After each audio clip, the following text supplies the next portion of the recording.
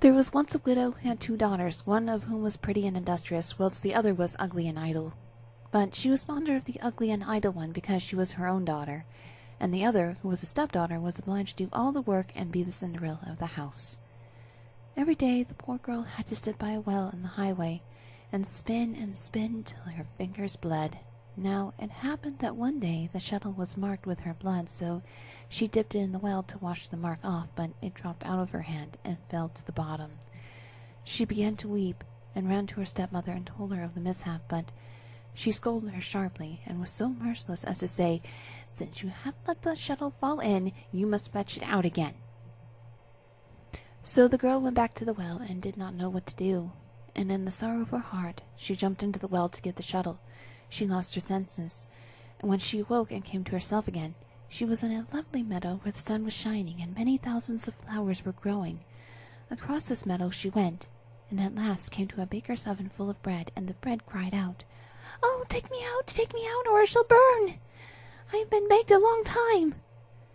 So she went out to it, and took out all the loaves, one after another, with the bread shovel. After that she went on until she came to a tree covered with apples, which called out to her, "Oh, shake me, the apples are all ripe." So she took the tree till the apples fell like rain, and went on shaking till they were all down, and when she had gathered them up into a heap, she went on her way. At last she came to a little house, at which an old woman peeped. But she had such large teeth that the girl was frightened, and was about to run away, but the old woman called out to her, "What are you afraid of, dear child? Stay with me. If you will do all the work in the house properly, you shall be the better for it. Only you must take care to make my bed well, and shake it thoroughly till the feathers fly, for then there is snow on earth. I am Mother Holle." As the old woman spoke so kindly to her, the girl took courage and agreed to enter into her service. She attended to everything to the satisfaction of her mistress, and always shook her bed so vigorously that the feathers flew about like snowflakes. So she had a pleasant life with her, never an angry word, and to eat she had boiled or roast meat every day. She stayed some time with Mother Holle before she became sad. At first she did not know what the matter was with her, but found out at length that it was homesickness. Although she was many thousand times better off here than at home, still she had a longing to be there. At last she said to the old woman, "I have a longing for home, and however well off I am down here, I cannot stay any longer. I must go up again to my own people."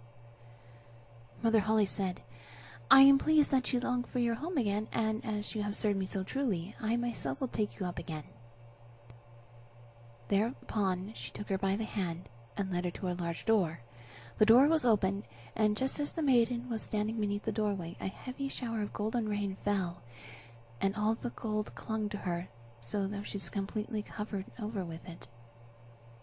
"You shall have that because you have been so industrious," said Mother Holle, and at the same time she gave her back the shuttle which she had let fall into the well. Thereupon the door closed, and the maiden found herself up above the earth, not far from her mother's house. Now she went into the yard. The cock was sitting on the well, and cried, "Cock-a-doodle-doo, your golden curls come back to you." So she went into her mother, and as she arrived thus covered with gold, she was well received, both by her and her sister.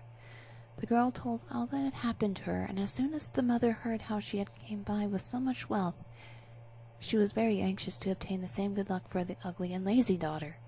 She had to seat herself by the well and spin. In order that her shuttle might be stained with blood, she stuck her hand into a thorn bush and pricked her finger. Then she threw her shuttle into the well and jumped in after it. She came, like the other, to the beautiful meadow, and walked along the very same path. When she got to the oven, the bride again cried, "Oh, take me out, or I shall burn! I have been baked a long time." But the lazy thing answered, "As if I had any wish to make myself dirty." And on she went. Soon she came to the apple tree, which cried, "Oh, shake me, the apples are all ripe."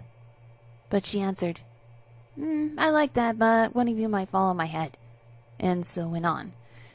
When she came to Mother Holle's house she was not afraid, for she had already heard of her big teeth, and she hired herself to her immediately.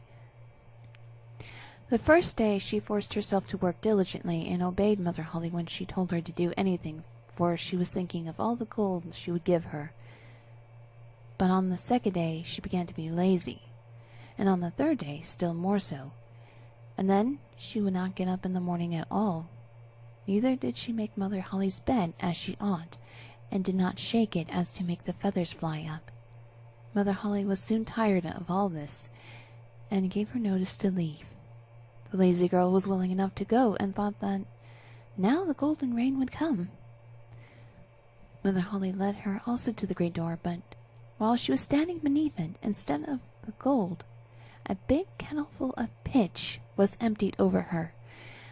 "That is the reward for your service," said Mother Holle, and shut the door. So the lazy girl went home, but she was quite covered with pitch, and the cock on the well, as soon as he saw her, cried out, "Cock-a-doodle-doo, your dirty girl's come back to you!" But the pitch clung fast to her, and could not get it off as long as she had lived.